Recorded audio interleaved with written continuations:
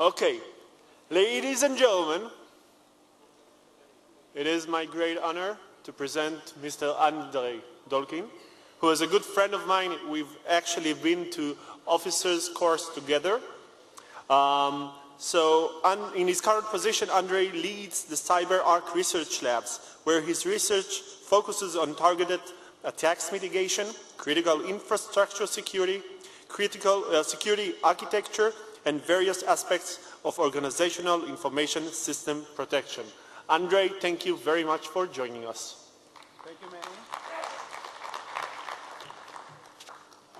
Can you hear me? Excellent. Welcome back to this wonderful hall. I hope you had a nice lunch. So throughout the last session, we've been talking about policy and people, but there is some technology component in this whole cyber world. So I would like to touch more about the applicable technology to mitigate the threats of cyber attacks. And when we are discussing cyber attacks, we are actually discussing two types of attacks. One is that of an opportunistic attack, that which goes after the weaker target, stealing private information, stealing credit card details, stealing any information that can be later sold for profit. And there are the targeted attacks. The targeted attacks are those that are going after a specific organization, looking for specific goals in that organization, are perpetrated by backed actors, who are looking for specific goals, whether for espionage purposes, for criminal purposes, sometimes for military purposes as well.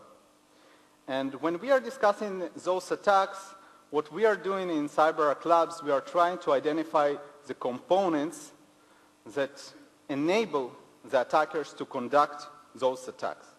And we've created this model, this analysis model, which we call the privilege escalation cycle. And the reason that this presentation is called Barbarians within the gates is because the barbarians, the attackers, are no longer at the gates, right? We know that those targeted, purposeful attackers are going to breach the perimeter of the organization. They are going to start the attack from the inside, okay? And the reason that we are saying that is because those attackers have unlimited attempts to try and breach that perimeter. They test their tools. They can test their militarized tools against all the available security controls in order to make sure that they are able to overcome them. And so the first step that we are looking at is the step at which the attackers already gained some sort of an access inside the organizational network.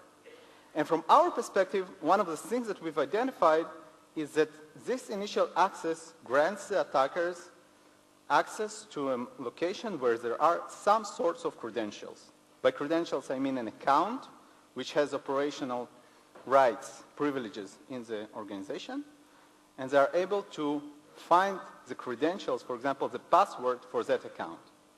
The second step is that of retrieving those credentials from that location. And the third step is using those credentials in order to either these credentials already enable them to get to their goal, or what's more common is that those credentials will enable the attackers to gain access to another location where there are higher privileged credentials, and the cycle will repeat itself until the attackers gain those credentials which enable them to get to their goal. Okay? And at the center of each cycle, there is an account, whether a human user account or an application account or a built-in account on the system, that the attackers abuse in order to conduct that cycle. Okay, so this is the premise that we find repeatedly throughout many, many targeted attacks that we have analyzed.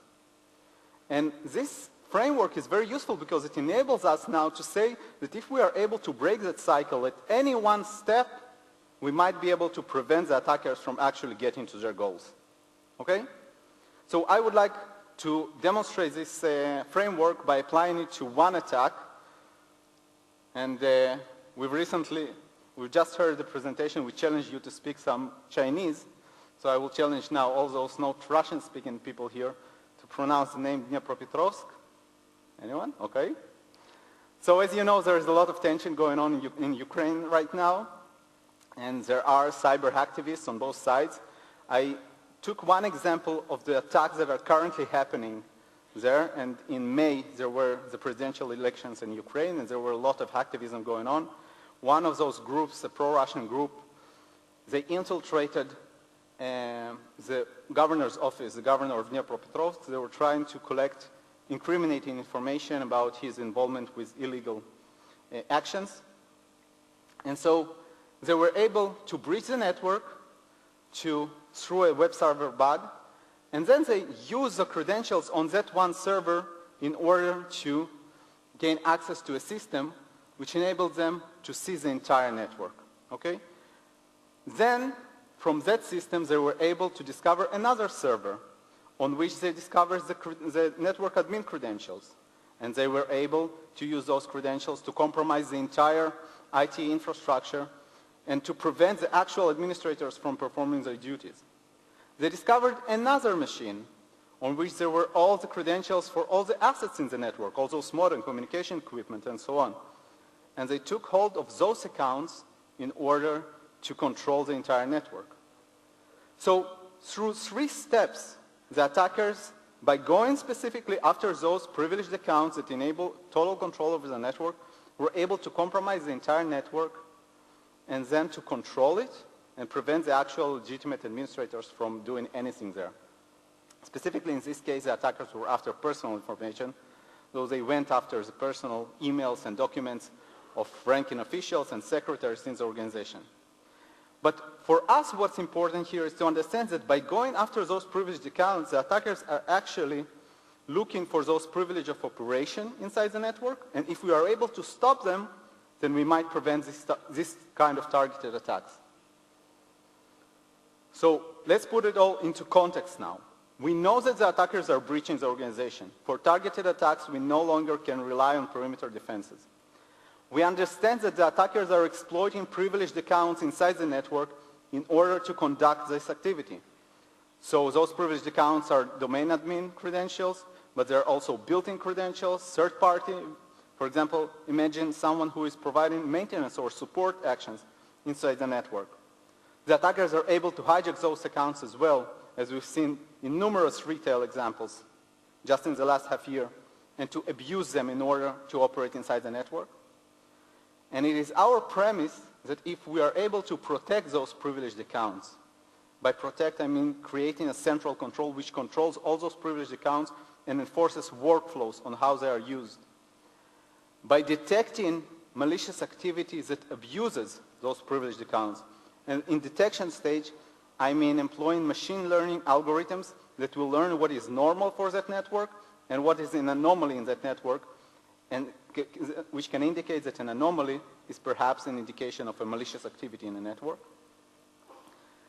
And by responding in time to those detected anomalies, which indicate malicious activity, we will be able to prevent the attackers from getting to their goals and perpetrating what they came in to do. Okay? So I thank you for your attention, and I will be very pleased if any of you will contact me after this to discuss this even further. As I said, we are researching those attacks, and we believe that we have some answers to some solutions for those challenges, and I hope you enjoy the rest of the conference. Thank you.